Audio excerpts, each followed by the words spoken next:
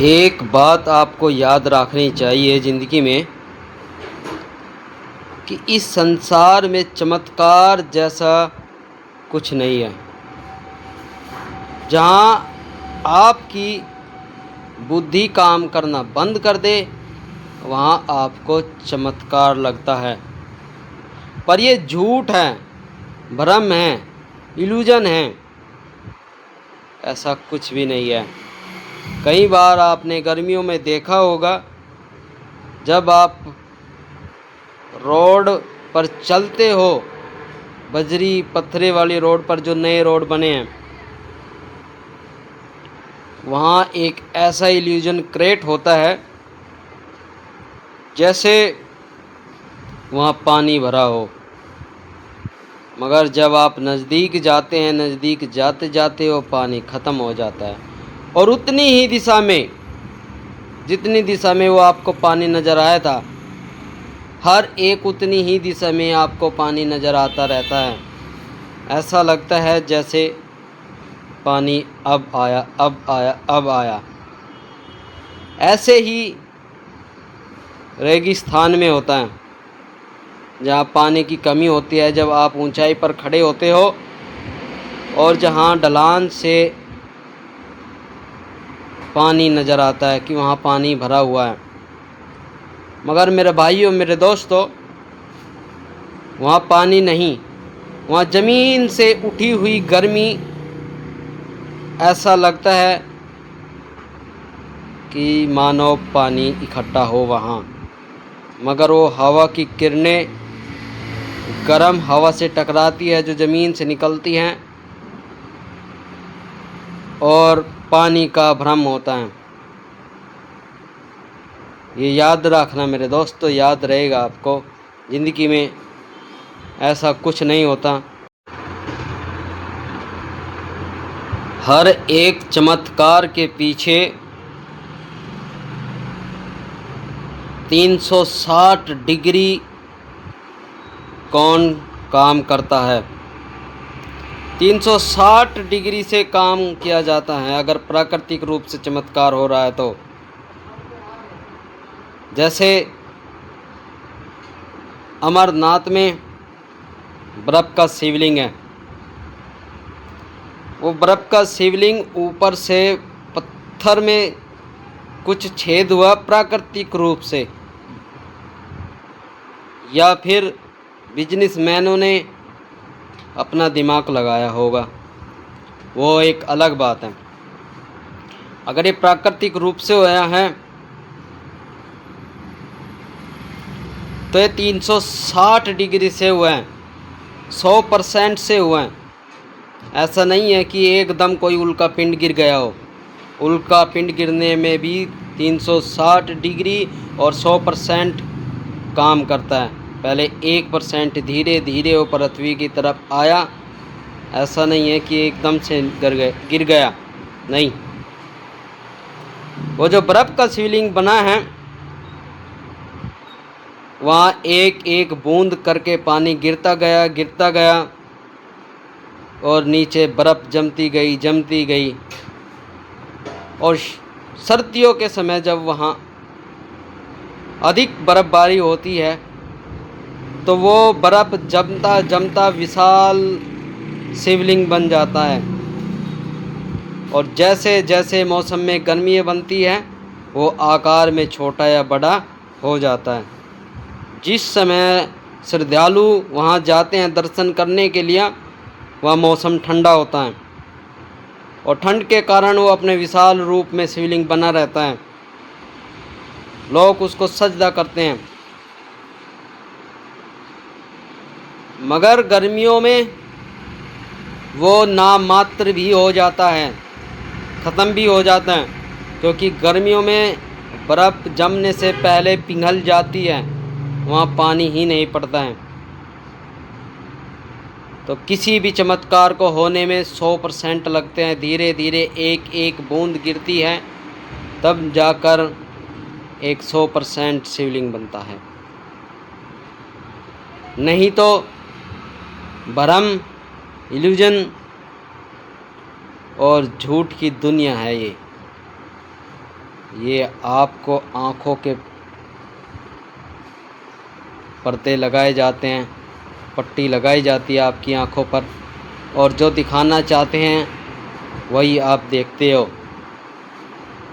ये झूठ की दुनिया है। यहाँ अगर सत्य को कुछ कदम भी चलना है तो झूठ का सहारा लेना ही पड़ेगा। बिना झूठ के सत्य एक दो कदम ही चल सकता है, आगे जाकर गिर जाएगा।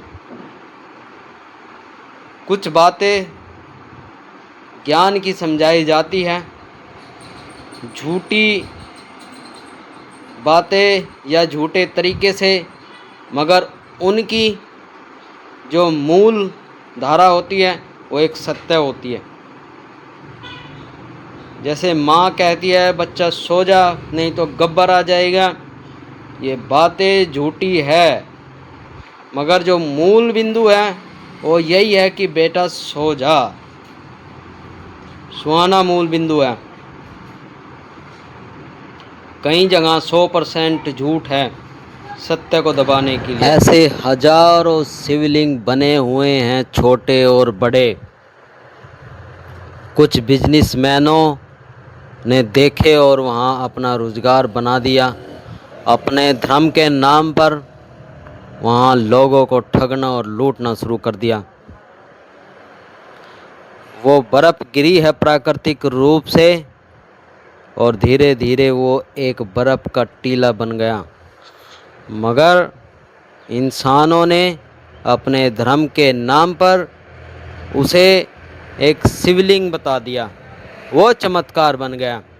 जब वो एक बर्फ़ का टीला बना हुआ था तब वो चमत्कार नहीं था।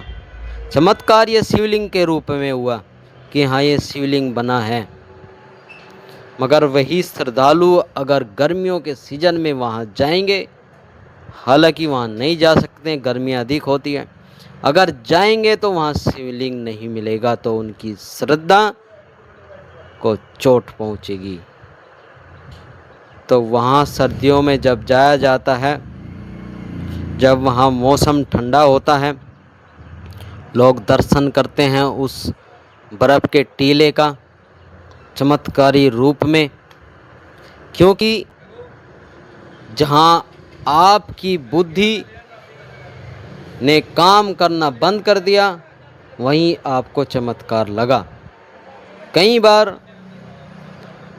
वो चमत्कार जैसा कुछ भी नहीं है, मगर आपकी आंखों पर ऐसी पट्टी बांधी गई, ऐसा विश्वास जताया गया, बताया गया, और आप उस दलदल में फंसते चले गए। ऐसे शिवलिंग हजारों है, जो उनसे गुप्त भी है, छोटे बड़े भी हैं, जहाँ टीला एक अधिक है, मगर उसको चमत्कारी बनाने के लिए कई बार शिवलिंग का आकार दिया जाता है खुरच कर कि हाँ ये प्राकृतिक रूप से शिवलिंग है, दर्शन करो, कुछ पैसे रखो। मेन मोटिव इस संसार में पैसा कमाना है। आपकी श्रद्धा, आपका विश्वास, आपका धर्म झूठ भी हो सकता है, ये ध्यान में रखना। अभी राम मंदिर में चोरी हुई है, और चोरी करोड़ों में हुई है। चोरी घर होती है, ऑफिस में होती है, मगर मंदिरों में चोरी शब्द ही गलत है। वहाँ जिसको ज़रूरत थी वो ले गया, या फिर उस चोर ने, उस श्रद्धालु ने, उस भिखारी ने, उस आस्था वाले ने, उस पंडित लगा लो जो पुजारी है, पुजारी बनकर गया था मांगने के लिए, और उसने कहा हो कि मुझे चाहिए पैसे, और प्रभु श्री राम ने बोलकर कहा हो कोई बात नहीं बेटा, ले जाओ, ये मेरे किसी काम के नहीं है, जितने चाहो उतने ले जाओ। और वहाँ की टीम वालों ने मिलकर वे आपस में बांट लिए। तो वो चोरी नहीं, प्रभु की देन भी हो सकती है। मगर इस संसार में पहली बात तो यही है कि सब पैसे के लिए ये बिजनेस बनाया जाता है। वहाँ करोड़ों लोग दान करते हैं और जो वहाँ के मेन अधिकारी है उनकी जेबें भरती चली जाती है। कुछ साल पहले ऑटो ड्राइवर थे कुछ, और आज करोड़पति बन गए हैं। आज गाड़ियों में घूमते हैं। आपके चढ़ाए हुए पैसे आप उस परमात्मा के नाम पर चढ़ाते हो कि हाँ हमने तो भगवान को दान दिए हैं, मगर वो भगवान को कहाँ गया? आप वही पैसे उस भगवान से मांगो, 1 मिनट बाद मांगो कि नहीं सडनली मुझे फ़ोन आया है, मेरे परिवार में इमरजेंसी है और वापस चाहिए, ये पैसे 10 रुपये ही मेरे ऑटो में काम आएंगे किराए के या कहीं ना कहीं। आप मांग कर देखो, वहाँ का पुजारी आपको दे देगा। आपने भगवान के नाम पर किसे चढ़ाए, किसे दिए? पुजारी को दिए या उस परमात्मा को? परमात्मा तो आपको देगा, वापस देगा, 2 गुना नहीं। ये तो एक कहावत है, कब देगा वो बाद का विषय है, मगर ज़रूरत अभी है, उसी समय दे सकता है भगवान। वो पुजारी के हाथों में चले गए हैं, पुजारी नहीं दे सकता आपको वो पैसे। कई बार तो दान पेटी में किसी का मोबाइल गिर गया, चैन गिर गई सोने आभूषण की, मगर जो वहाँ के सेवादार हैं उन्होंने वे चैन और फ़ोन नहीं दिया। कहा कि जो इसमें चला गया वो परमात्मा का, वो प्रभु का। वो प्रभु नहीं चाहता, प्रभु नहीं कहता कुछ। ये जो यहाँ के अपने समाज के समझदारी लोग हैं जो उनसे वहाँ के, उनका संविधान है ये। तो आप सोच समझ कर दान भी करो। अगर वे आपको पैसे दान करने हैं उस परमात्मा को, उस खुदा को, जिसको भी आप जिस रूप में मानते हो उसको आप देना है, तो आप अपने आप को दो। आपके घर में ज़रूरत है वो ज़रूरत पूरी कर सकते हो। कई बार कुछ लोग होते हैं घर में खाने को कुछ नहीं है और आप दान करने चले हो, घर के आपको भी गाली दे रहे हैं जो वहाँ का जिम्मेदार है, जो पुरुष प्रधान है, जो कमाता है, और अपने आप को भी दे रहे हैं, अपने आप को भी कोस रहे हैं, और परमात्मा को, उसको जिसको रहबर को वे मानते हैं उसको भी बुरा भला कह रहे हैं मन में। कोई बात नहीं, कोई बात नहीं, चलो दान भी कर दिया, मंदिर में भी दे आए, घूम जाए। घूमने के लिए मंदिर को देखना, उस मूर्त को देखना, तस्वीर को देखना एक आँखों को अच्छा लगता है, मगर जमा पूंजी, सब खेल जमा पूंजी का है। तो आप अपने आप को दो, आप अपने परिवार की ज़रूरतें पूरी कर सकते हो, शौक़ तो नहीं। अगर ज़रूरतें सभी पूरी हैं तो फिर आप अपने आप को, मतलब इस संसार में जितने भी कीट पतंगे, जीव जंतु हैं, पशु पक्षी, सभी सूक्ष्म या छोटे बड़े, सब आप ही का रूप है, और आपका रूप ही परमात्मा है, और परमात्मा का रूप ही आप हो। सब एक है, सब में एक है।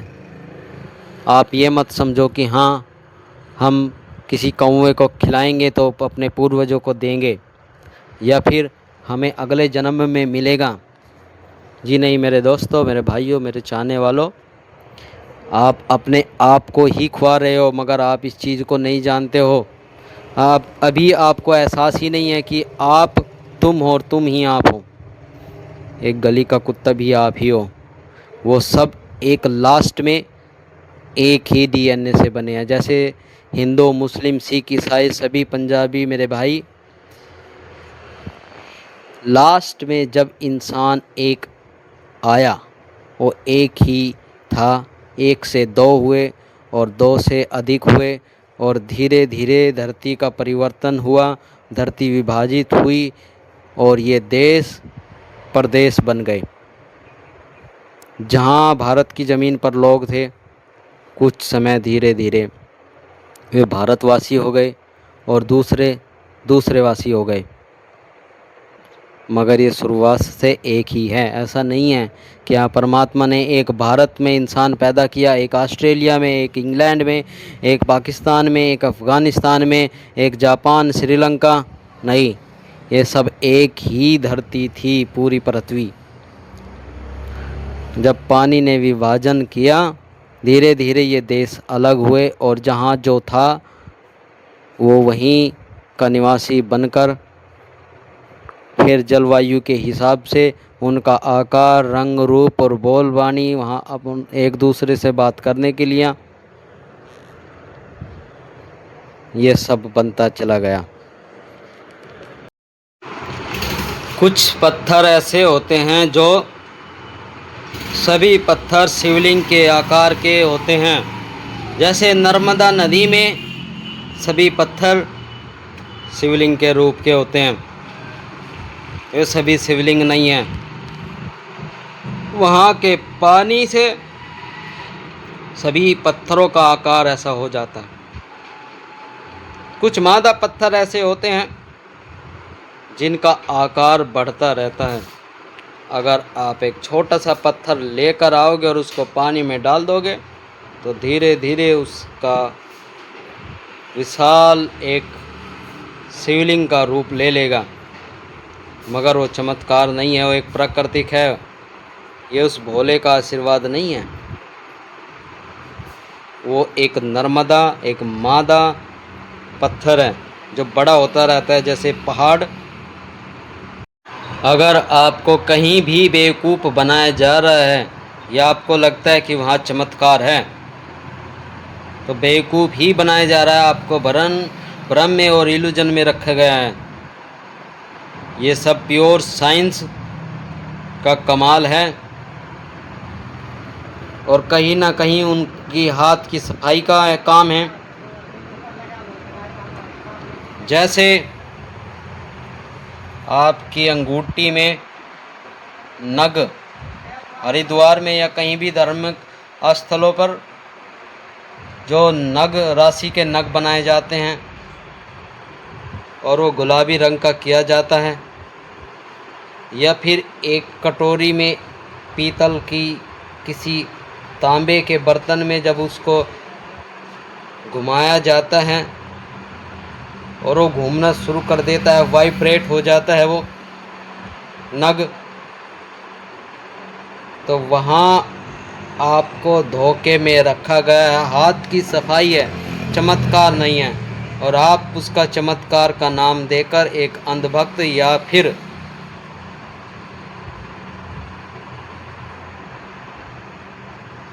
ना समझ इंसान की श्रेणी में आ जाते हो। कई बार पढ़ लिख कर आप डिग्री हासिल कर लेते हैं, एमए, बीकॉम, पीएचडी वगैरह वगैरह और भी बहुत सारी, मगर डिग्रियों से आप एक समझदार इंसान नहीं बन पाते हो। कई बार आपकी आंखों में धूल झोंकी जाती है चमत्कार के नाम पर। जहां आप सोचना छोड़ देते हो वहां आपको चमत्कार नज़र आता है। मगर वहां बिजनेसमैनों ने आपकी इसी सोच को देखते हुए अपना बिजनेस आगे बढ़ाया है।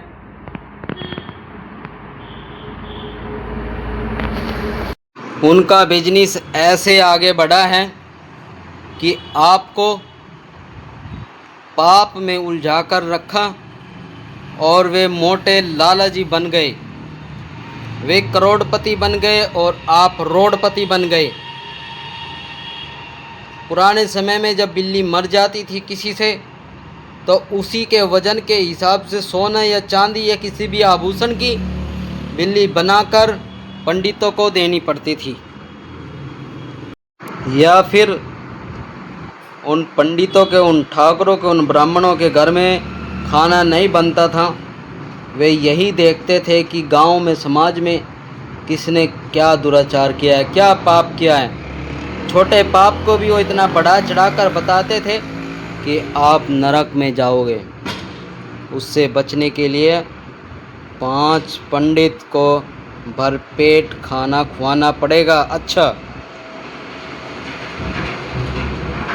उस किसान के पास इतने पैसे नहीं हैं, वो कर्जा लेता है। कई बार तो कर्जा उन्हीं से लेना पड़ जाता है कि जिनको खाना खुआना है। जमींदारों से कई बार कर्जा लेकर उन ब्राह्मणों को खाना खुआते हैं और वे लालची बन जाते हैं और आप एक दुबले पतले लाचार कमज़ोर इंसान बन जाते हो। यहाँ इस संसार में पाप जैसा भी कुछ नहीं है। कई काम नज़र में बुरे लगते हैं मगर वे अच्छा होते हैं। किसान जब खेत में हल जोतता है मशीनों से या कैसे भी, आज तो आधुनिक समय है, 2026 है, जब खेत की मिट्टी उटली पटली जाती है तो लाखों जीव, सूक्ष्म जीव और छोटे कीट पतंगे और केंचुए, ऐसे सूक्ष्म जीव या छोटे मोटे रेंगने वाले जीव बहुत सारे मिट्टी में दफन हो जाते हैं, मर जाते हैं खेत को जोतने से। तब जाकर एक फसल तैयार होती है। वो पाप से कमाकर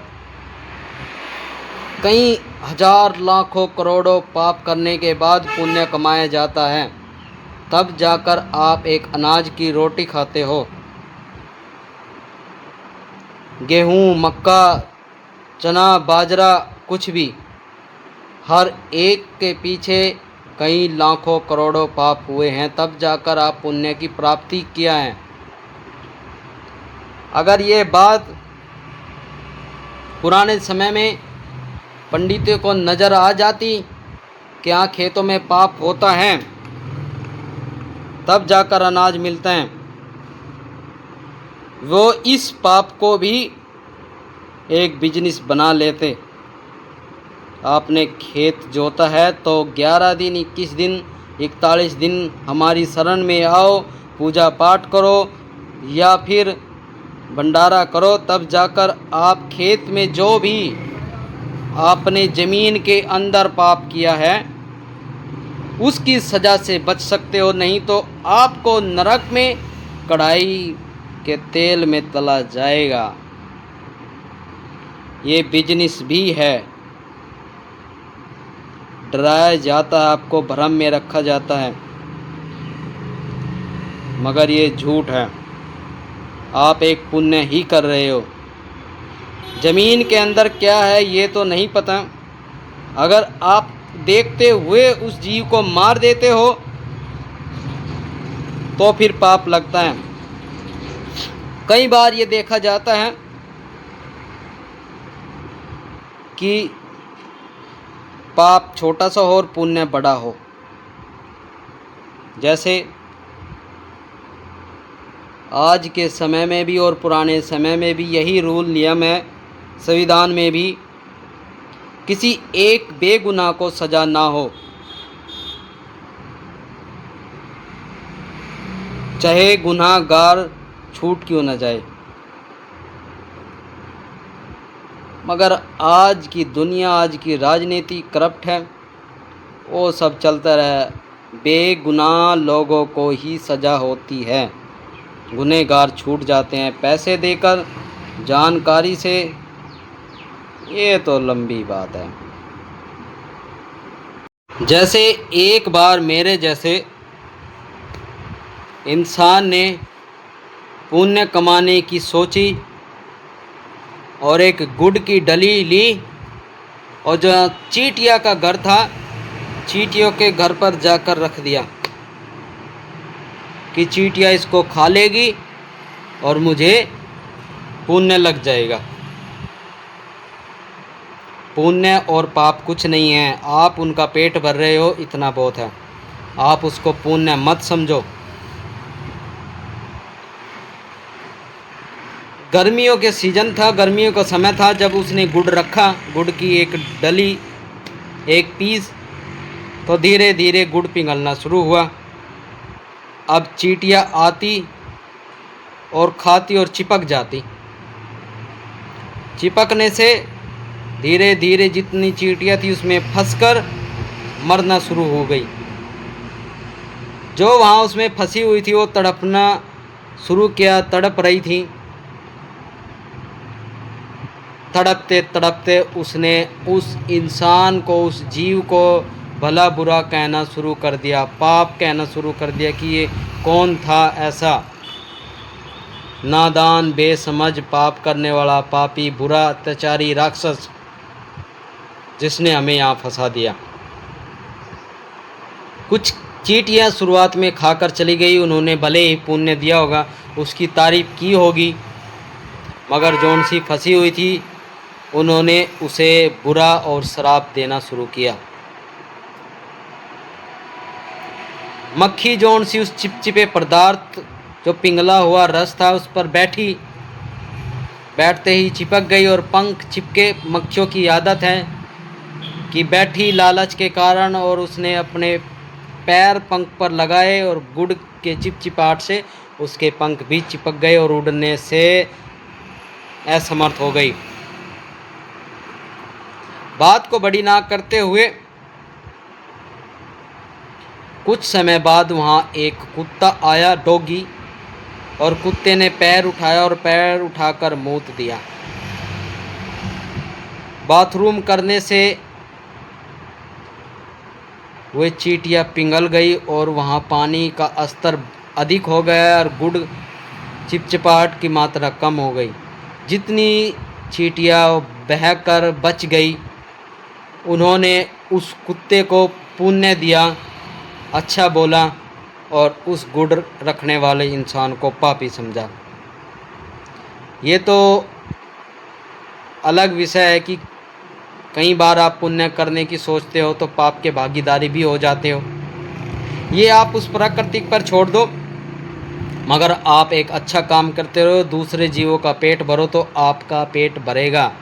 यूँ समझ लो, आप अगले जीवन में कग्गा, कौवा, तोता, पैरोट, बिल्ली, कैट, मतलब कुछ भी अगर बनोगे तो आप अपने आप को ही खुआ रहे हो। आप खुआने की आदत डालोगे, आपके बच्चे, आपके दोस्त, आपके चाहने वाले, आपके शिष्य इसी काम में जुट जाएंगे कि हाँ दूसरों का भला करोगे। और रूढ़िवादी सोच से अगर आप अगले जन्म में कुछ भी जीव बन जाते हो तो इंसान सबसे बड़ा है जो दूसरों की रक्षा और भला करता है, दूसरों का पेट पालता है। दूसरे जानवर तो नहीं करते इतना, छोटी चिड़िया, तोते क्या दूसरों का भला कर सकते हैं, इंसान करते हैं। तो आपने जो श्रेणी बनाकर चले हो, आप अगले जीवन में आपका भला हो सकता है। जब इस पूरे संसार में एक दूसरे की देखभाल करने वाले हो जाएंगे, पेट भरने वाले हो जाएंगे, तो आप किसी भी जीव में पैदा हो जाओ, आपका देखभाल ही होगा। ये आप अपने आप को ही खुआओगे। किसी के घरों में कई बार विकलांग, अपाहिज या कोई अंग डैमेज, या 5 की बजाय 6 उंगलियां या 5 की बजाय 3-4 उंगलियां के बच्चे पैदा जब हो जाते हैं तो उसको एक बुरा बच्चा माना जाता है, पाप समझा जाता है, उसको अनर्थ समझा जाता है, मगर वो भी चमत्कार ही है। यह शब्दों का खेल है। जहाँ अच्छा हो, जहाँ आपकी सोच से परे हो, वहाँ चमत्कार बताते हैं, मगर सोच से परे ये भी है और चमत्कार ये भी है। ये बुरा ही नज़र आ रहा है मगर चमत्कार ये भी है। आप अपने सामाजिक व्यवस्था के कारण इसका नाम दिया है बुरा, चमत्कार। मगर ये चमत्कार जैसा कुछ नहीं है। यहाँ 360 और 100% होता हुआ है। जब उन्होंने बच्चा पैदा करने की सोची तो उनकी सोच में, जब किसी हिजड़े को वही हिजड़ा और उसको बुरा बोलते हैं, तालियां बजाते हैं, उसको छक्का बोलते हैं, तो उसकी सोच में विकलांगता पैदा हो गई है। उसके घर में भी ऐसा बच्चा पैदा हो सकता है। उसके घर में किसी ग्रहण के कारण जो अंग विलुप्त हो जाता है वो भी हो सकता है। और जो उसकी दिनचर्या रही है वो भी, ऐसा नहीं है कि हाँ ग्रहण से आपने हाथ में चक्कू लिया या सूरज खुले आसमान के नीचे आ गए और ये सब हो गया है ग्रहण के कारण। नहीं, ऐसा नहीं होता है। आपके खान पीन से, आपके व्यवहार से, आपके प्रोटीन विटामिन, क्योंकि जो शरीर बनता है, शरीर को बनने के लिए हर एक विटामिन, प्रोटीन, हर एक रसायन की ज़रूरत पड़ती है, हर एक केमिकल की ज़रूरत पड़ती है। अगर सही मात्रा में केमिकल नहीं मिला वो हिस्सा डैमेज हो जाएगा। अगर उस हिस्से को पूर्ण तरीके से पोषण नहीं मिला तो वो हिस्सा खराब हो सकता है। फिर आप उस परमात्मा को कोसते हो कि हाँ हमें पाप मिला है, कोई हमने बुरे कर्म करे हैं। वहाँ 1% से लेकर 100% तक काम हुआ है। जब धीरे धीरे बच्चा पनप रहा था, बच्चा बड़ा हो रहा था, उसके अंग बन रहे थे, उसका लिंग बन रहा था, वहाँ आपने ऐसा कुछ किया, ये सब आपकी मेहरबानी है। जैसे लड़का और लड़की होना, ये सब पुरुष पर भी निर्भर करता है और औरत पर भी निर्भर करता है कि हाँ कैसे माहौल में उसको क्या खुआ रहे हो आप। प्रोटीन विटामिन अगर सही मात्रा में दे रहे हो तो शायद बच्चा भी हो सकता है लड़का। अगर कमी रही तो लड़की भी हो सकती है। और आपकी सोच से, आपके जो कर्म हैं, जो आपकी विचारधारा है, कर्म का मतलब ये नहीं कि आप पुण्य करते हो। अगर आप किसी पुरुष से नफ़रत करते हो, स्त्री से नफ़रत करते हो, तो इसी सोच में वो परमात्मा कुछ % उसके हाथ में भी होता है और कुछ माहौल भी होता है, ये जिसको प्राकृतिक ही बोला जाता है। प्राकृतिक यानी भगवान। वो तय करता है कि आज तक आपने जिसको बुरा बोला है, अब उसको संभालो, संभालना सीखो, अब पता चलेगा आपको। मैं उस भगवान की बात नहीं कर रहा हूँ, ब्रह्मा विष्णु की नहीं। ये प्राकृतिक है, जहाँ ये सब बनता है उसकी। आज के समय में भी और पुराने समय में भी अपनी बात को चलाने के लिए, चाहे बात सत्य हो, 100% हो और बड़े काम की बात हो, लोगों को सुनने के लिए उसमें मनोरंजन, टेस्टी और चमत्कार जैसा कुछ लगना चाहिए, तभी वो बात आगे बढ़ पाती है। नहीं तो किसी एक को बात बताई और वो वहीं विराम हो गई। अगर बात को आप आगे चलाना चाहते हो, बढ़ाना चाहते हो, तो उसमें ऐसा मिश्रण घोलना पड़ेगा कि लगेगा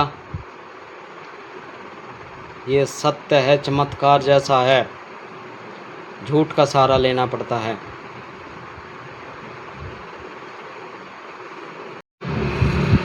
इस संसार में आप किसी पर भी इतना अंधा विश्वास ना करें, चमत्कार जैसा कुछ भी ना समझे। हर बात को तौले और समझे। हर एक बात को तौलकर समझकर ही देखना चाहिए। अंधों की तरह विश्वास करना, माफ़ी चाहता हूँ, मैं अंधों, आँख के अंधों वालों से नहीं है, जो किसी हर एक बात को किसी के कहने से मान लेते हो, उस पर सोचते नहीं हो। ये हर एक बातें तर्क के आधार पर भी आप सोचो, ऐसा है तो क्यों है, ऐसा क्यों हो रहा है, क्यों होना चाहिए ऐसा? अगर हम ना करें तो क्या होगा? डरो नहीं, कुछ नहीं होगा। तो वीडियो को लंबी ना करते हो, वीडियो लंबी हो जाती है और फिर आप देखना भी नहीं पसंद करोगे, बोर हो जाते हो, क्योंकि इसमें मनोरंजन जैसा कुछ नहीं है और लगातार देखने के लिए मनोरंजन चाहिए। कहीं को मेरी आवाज़ भी पसंद नहीं आएगी, उस वजह से भी कहीं मेरी बातें नहीं सुनना पसंद करेंगे, और चेहरा तो है ही है जैसा भी है। तो सभी साथियों को धन्यवाद यहाँ तक देखने के लिए और सुनने के लिए। मैं आपका बहुत बहुत आभारी हूँ। फिर मिलेंगे चलते चलते